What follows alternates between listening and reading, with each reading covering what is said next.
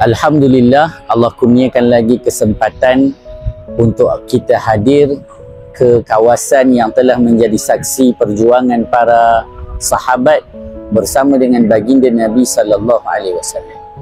Inilah dia Bukit Uhud yang berada di belakang kita, yang telah disebutkan oleh baginda Nabi sallallahu alaihi wasallam, Uhudun jabalun yuhibbuna wa nuhibbuh.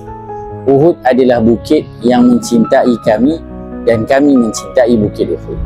Dan saya sekarang berada di atas Jabal Rumah ataupun Jabal Ainain, yang mana merupakan tempat para sahabat yang telah diperintahkan seramai 50 orang untuk berada di atasnya sebagai pemanah dalam peristiwa peperangan Uhud. Peperangan Uhud telah berlaku pada bulan Syawal tahun ke-3 Hijrah, yang mana golongan musyrikin telah hadir sekitar 3,000 orang untuk membalas dendam di atas kekalahan yang telah berlaku pada tahun ke-2 Hijrah dalam peperangan Badar.